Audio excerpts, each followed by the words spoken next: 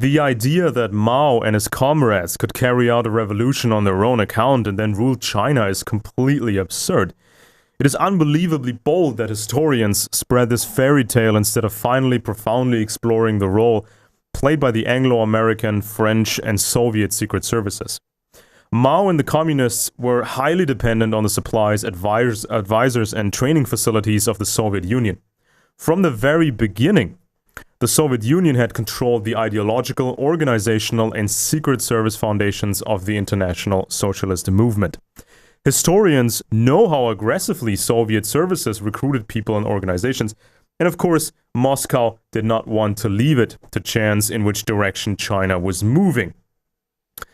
Despite all this, historians created the image of a rift between China and Russia, that these two were separate entities and they did not really like each other, despite the common ideology of socialism and communism. The Chinese nationalists, led by Chiang Kai-shek on the other hand, were mainly dependent on the Anglo-Americans and relied on them for essential supplies and military strategies. Chiang Kai-shek had defeated a whole line of warlords and forced the communists to flee on the Long March to the mountains, where they established their main base and had the Russians behind them. To organize, train, feed, and equip roughly 1 million communist guerrilla troops, skills and production capacities were needed that the Russians provided in exchange for money, and above all, control, and the territory of Manchuria. The occupation of Manchuria by the Russian army was approved by US President Roosevelt, by the way. US General Stilwell had the United States president behind him and a high degree of control over the armed forces of the Chinese nationalists. The US was unrivaled in production and technology and was able to supply more than enough material. Under these conditions, America and the Chinese nationalists should have prevailed, but in the end, the communists won.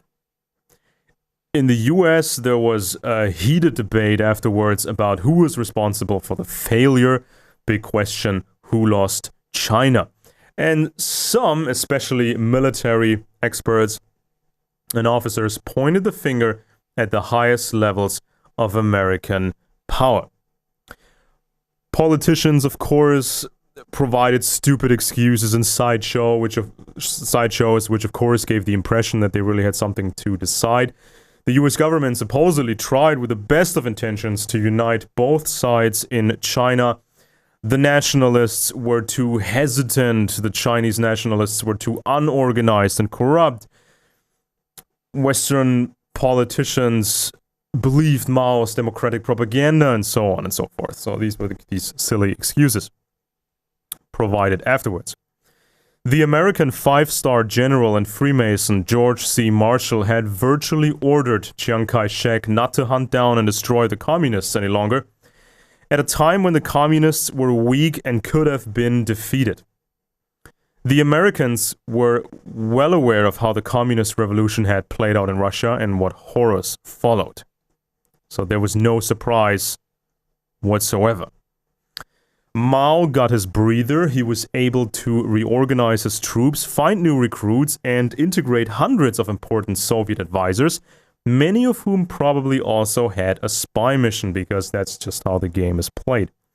Mao was no more essential to this undertaking than other prominent Chinese communist functionaries.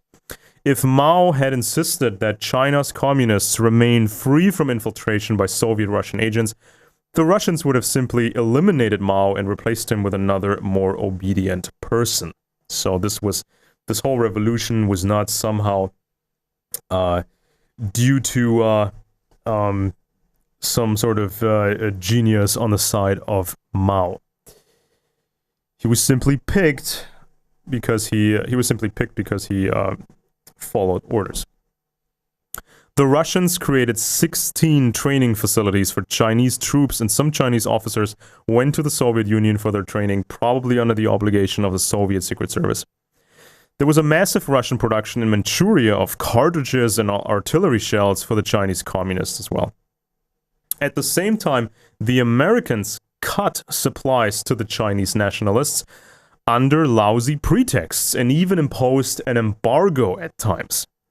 So the capitalist United States, which allegedly wanted to prevent hundreds of millions of people in China from coming under the control of communists, left the Chinese nationalists hanging as far as supplies were concerned. The nationalists had to fight battles with huge losses and deal with internal problems such as mismanagement, organizational shortcomings, and poor pay.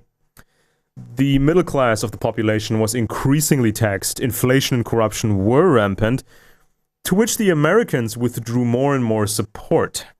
For manageable sums of money, the Americans could at least have saved southern China, the southern half of China, from the communists.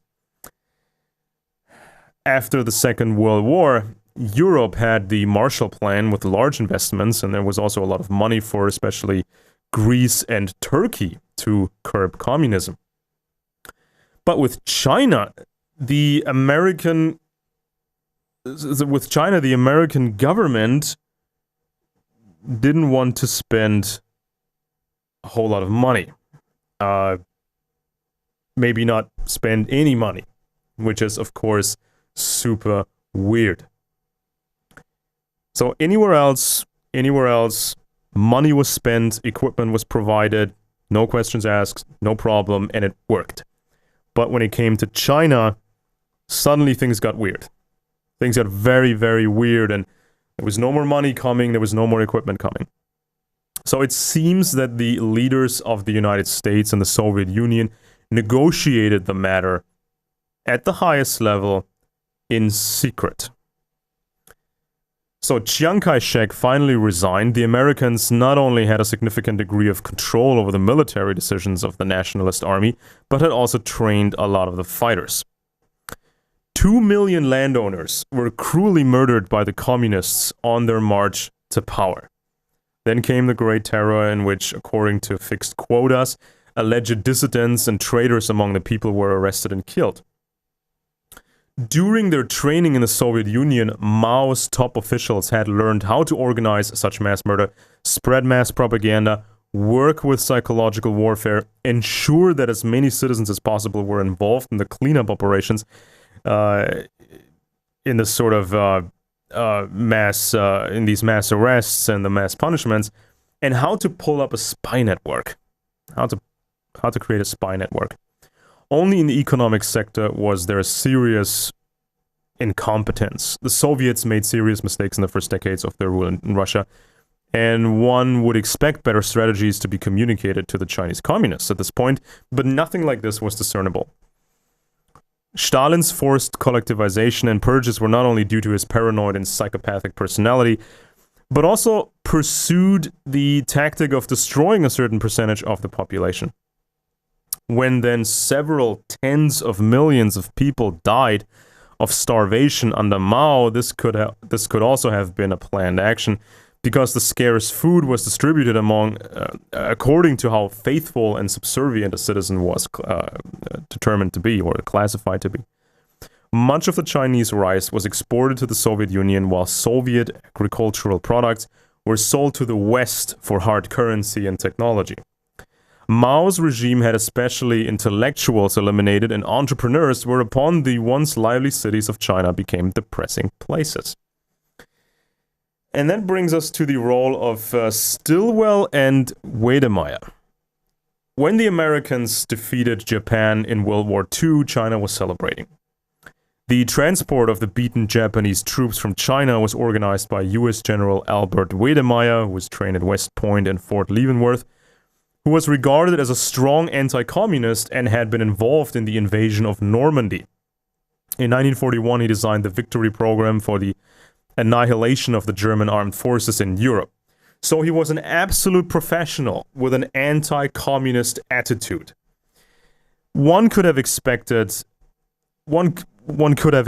officers of his caliber to be able to beat the communists in China without great difficulties. In 1943, Wedemeyer became chief of staff under Louis Mountbatten, who commanded the Allied forces in Southeast Asia and was named Supreme Allied Commander of the Southeast Asia Command. Now, due to the improper marriage of one of his ancestors, Mountbatten did not use his real name, Hessen-Darmstadt, but was nevertheless closely related to the British royal family. General Wedemeyer succeeded General Joseph Stilwell as Chief of Staff to Chiang Kai-shek and commander of the Southeast Asian Armed Forces in the Republic of China. Normally, the command is handed over in an orderly fashion with detailed instructions. But Stilwell had just left and had left Wedemeyer almost nothing. The staff shrugged their shoulders and said that Stilwell had always kept everything important in his trouser pocket. On December 7th, 1945, Wedemeyer met with General Douglas MacArthur and the Navy Admiral Raymond A. Spruance and had plans to threaten the communists in China with moving many more nationalist troops north and even to Manchuria. This was intended to encourage the communists to seek a joint solution with the nationalists. Stilwell pleaded for Lend-Lease policy funds to be distributed among the nationalists and communists so that the Japanese could be better combated. Chiang Kai-shek was appalled. Stilwell either had a negative opinion of the British and the British military leadership in Asia, or he just played that attitude. He sneered at the old-fashioned Limeys with their British accent and against the old British Empire. And these animosities were later used as one of many excuses to explain the defeat. 3 entire divisions of nationalists equipped by the United States defected to the communists, reportedly without the espionage of the Americans and nationalists having gotten wind of it before.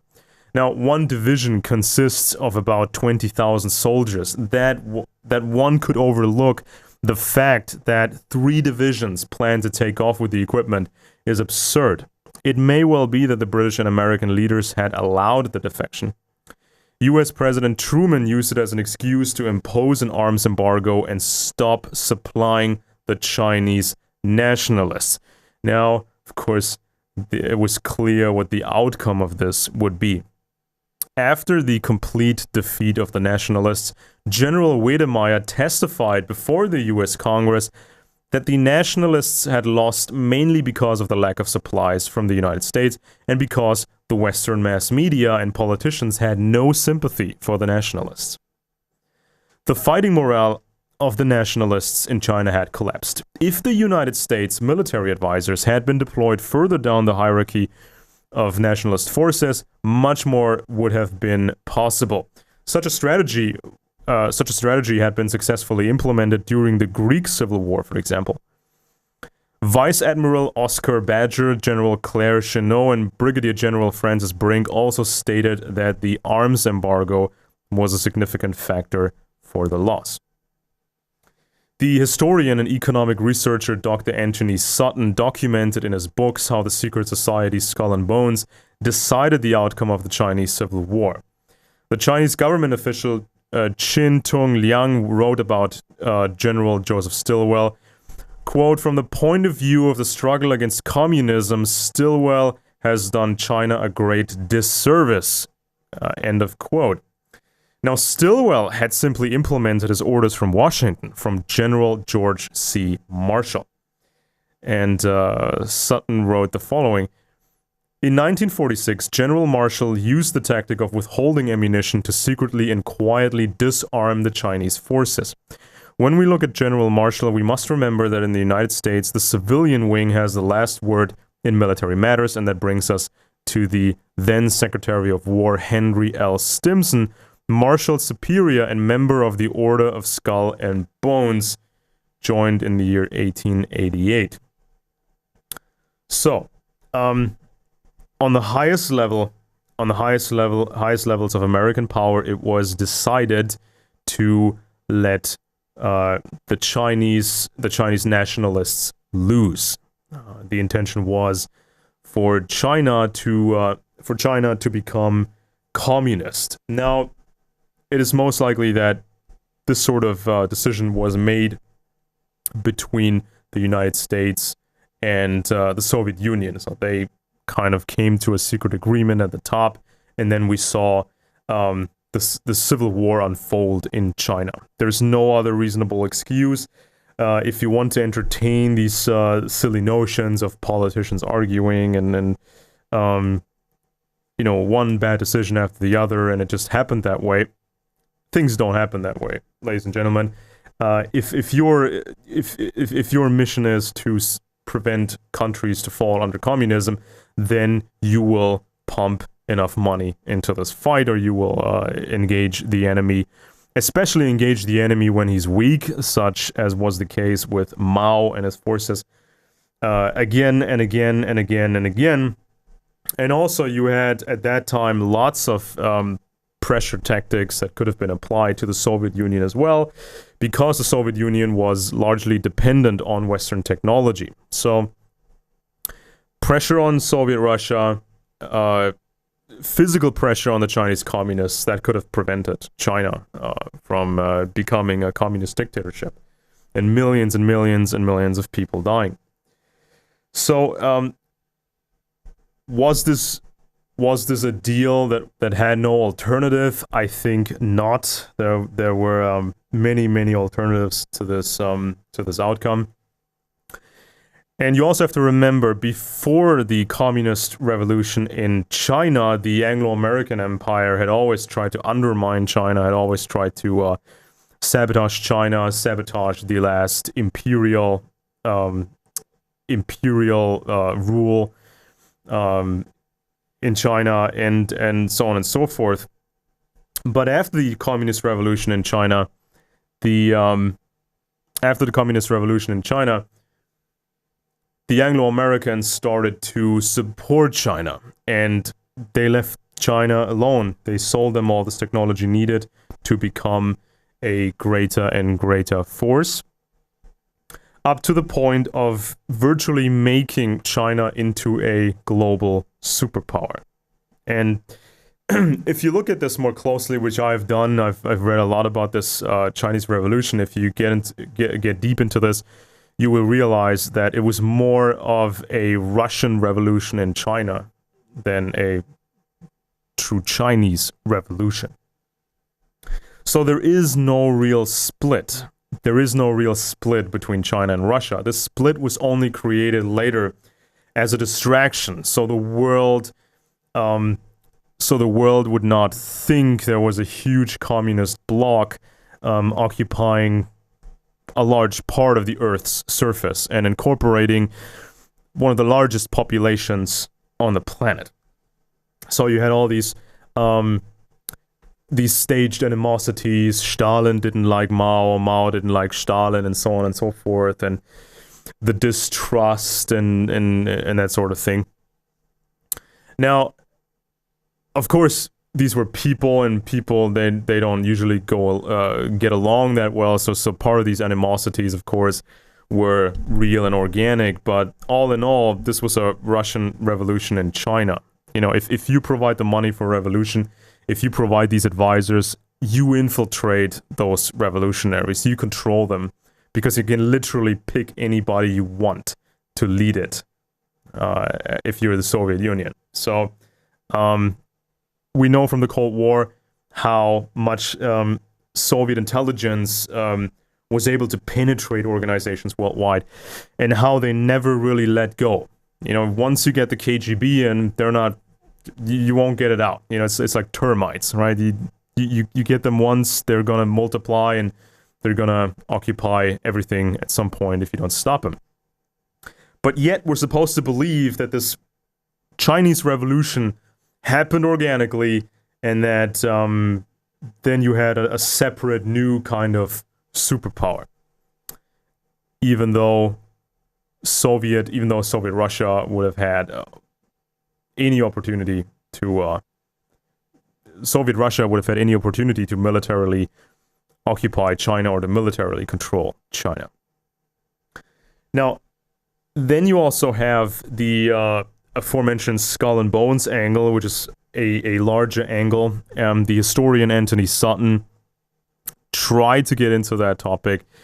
He wrote a bit about China in a Skull and Bones book, but he never really got to write his China book. And this would have been very, very important.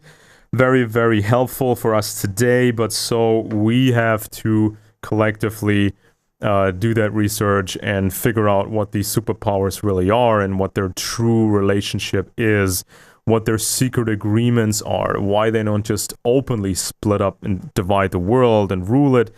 Why do they stage this tension? Why do they maintain this tension even though it's pointless for them to battle each other? They've helped each other, they've propped each other up, and so on and so forth. And Anthony Sutton, who is now largely forgotten in conservative circles or in general circles, and also forgotten in conspiracy circles, which is a shame. Anthony Sutton had investigated a bit about the skull and bones angle. We have several publications which sort of tie Mao to the Skull and Bones organization, the secret society that goes back to the old British Empire and the highest levels of nobility. The Anglo-American Empire, kind of intelligence agencies before they had these three-letter names and these public, these buildings you can find publicly. In the old days, you had secret societies as your intelligence, part of your intelligence apparatus. And so there is suspicion that Mao in his youth was supported by Skull and Bones in a significant fashion, meaning when Mao was a nobody in this communist movement, when he was a nobody, he received help from the organization Yale in China, which was a front for Skull and Bones, and they had all kinds of hospitals and did medical research, which was very much sought after in China. And of course, this lends itself perfectly to intelligence operations, because if you, as the United States or the power elite of the United States, if you run the best hospitals in China, guess what patients you're going to treat? You're going to treat the most important patients in China, and you get access to them. In fact, the nationalist leader in China before Chiang Kai-shek, who was Sun Yat-sen, he actually, when he got this weird cancer, he actually was treated at a hospital in China, which was financed by the Rockefellers, and was intimately tied to the United States establishment. And of course, they didn't heal him, and he died pretty quickly because he wanted to. He apparently wanted to really unite China and keep China sovereign and separate from these other superpowers. And so, Yale in China, they rented rooms. Yale in China, they rented rooms to Mao for Mao's bookstore, his revolutionary communist bookstore. And for some weird reason, Mao sold many books to people and made so much money with it that he opened a franchise. He had 6 or 7 more of these communist bookstores, and that, of course, got him noticed in the communist leadership. They suddenly thought there was a new talent. This guy is magic. He can sell these books, these ideological books. He can sell them like hot cake. And at the time, it would have been very easy for Yale in China, or for somebody from this kind of intelligence network, to use strawmen, middlemen, to buy all these books, to buy up all these books from Mao, so he could look like a successful propagandist. A secret form of subsidizing this guy, if he was indeed their agent, if he was their guy. Easy to subsidize him, easy to get him noticed, and that's an interesting angle. And you also had more such spy networks in China. It was usually tied to Christian organizations and medical research. So it was kind of a wild construct, right? So the Rockefellers gave money to these churches, and these churches used that money for medical research in hospitals in China. And if you look at these people involved, it was pretty much an intelligence operation, an entire intelligence operation.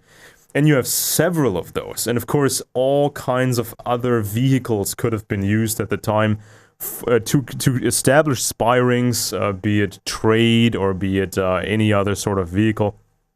This was indeed fairly simple. Even Carroll Quigley, famous professor, who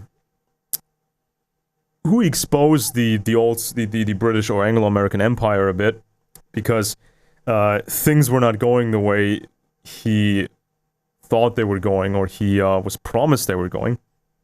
And so Quigley, in his large book Tragedy and Hope, he has a chapter on China where he explains that the Chinese had no chance to block all this. The Chinese had no defense against Western militaries and also against Western intelligence agencies. Now, being a loyal British Empire guy to some degree, Carroll Quigley never mentions intelligence agencies, even though he tries to explain the world, right? He tries to explain how societies function and how everything changes. But he never talks, or basically never talks, for real about intelligence agencies. But he insinuates, and you can fill the gaps and realize that the United States had, and the Brits and the French, they had China infiltrated in all kinds of levels. And then you had guys like Morris Two Gun Cohen, who was most likely recruited as an intelligence asset in Canada, and he was inserted in the Chinese laborers, the workers on the railways, and then he moved to China and became the bodyguard of Sun Yat-sen, who later got cancer, a special form of cancer which is almost incurable. And so this is all an intelligence story. This is all, the Chinese Revolution is all about intelligence agencies, yet people try to tell the story without those agencies. And this, of course, brings everything into a different perspective today. You have these three superpowers, the United States or the Anglo-American Empire, the NATO, then you have Russia, the Russian sphere of influence, and then you have China. But the Americans had a scary amount of control over China for a long time. The question is, how deep does this go? How much did the Anglo-Americans infiltrate the Chinese communists? I mean, the nationalists, of course, that was fairly easy to do. I mean, they invited the Americans, and somebody joked at some point that Chiang Kai-shek, or was it Sun Yat-sen, had more Harvard graduates in his cabinet than the United States president. So it was easy to infiltrate the nationalists and make them lose the war. But how much did the Anglo-American espionage infiltrate the Chinese communists? And how much did the Soviet Russian intelligence agencies infiltrate Chinese communists? Now, the superpowers, they have their secrets, and there's regular secrets, then there's state secrets, which can damage the state or endanger the entire state if these secrets leak. But then you also have a third category of secrets, and that's an even higher category of secrets. And that category of secrets is about these sort of deep-rooted intelligence secrets of these superpowers and the relationship between these superpowers. And Anthony Sutton was almost the only one who dealt with this third kind of secret and of secrets. And so we have to pick up where he left. We have to do some real, actual scientific research and unlock the secrets of these superpowers. Now, today in this political climate in the West, which has been where left-wing, of course, left-wing ideology is very dominant, or has been very dominant for the last 25 years. Now, of course, we have a situation where Russia appears to be conservative, or fashions itself as Christian conservative, as a Christian conservative empire. And while the Chinese communists, they stick to their ironclad communism. And so American establishment guys, be they, or may they appear to be left-wing, or may they appear to be right-wing, American establishment figures, they have shown sympathies for the Chinese communists. They have they try to bring technology to China, and all that censorship and so on and so forth. So that's something you need to be aware of. You need to think about what's really behind that. And now you see geopolitical tensions between the three superpowers. China tries to dominate all of Asia, or the South China Sea. China's gearing up. The United States is threatening the Chinese. It's a question of superiority, who is going to rule that part of the world. And of course, also there's these huge tensions between the United States and Russia. And once China and the US start fighting on the oceans, then Russia will seize the opportunity to occupy most of Eastern Europe, or all of Eastern Europe, advancing towards Western Europe. But yeah, these superpowers have a weird common history, and they have a weird relationship with each other. They could just decide today, or maybe they already have done that in secret. They just decide today, we're going to rule the world as a world government. The Russians are going to control this part of the world. The Chinese are going to control that part of the world. And the Anglo-Americans, we're going to control the rest of the world. And that's just the end of it. This is going to be a world government. But instead, they choose to have these tensions, and they choose to scare the world. And they might even choose to get a lot of people killed before they might announce their common world government. So you have to be aware of this, right? You can't just have a narrow view on these superpowers, and you can't just pick one superpower you like, and that's going to be the end of your thought process. Now, if and don't forget that the Russian superpower right now, the Putin regime, it grew out directly out of the Soviet communism. And you only had these guys drop the ideology, drop this ideological cloak, and they also had some mafia-style fights among each other. Who gets to be the rich guy? Who gets to have the best post? But all in all, this is just a continuation of the old communist empire in Russia. And China, as we all know, is still openly communist, and China had been supported by the US for a long time. So we're going to provide you with more research. We have a lot more about China. We have a lot more about Russia. A lot more about the United States. Stay tuned on this channel. Please subscribe and support us on Patreon. Comment down below, and also visit our site eng.recenter.com, because YouTube is unpredictable. Maybe they start at some point will hate scientific discussions of the superpowers, and they might just delete our channel. But who knows? Visit our website, and we have many ways of getting our research across.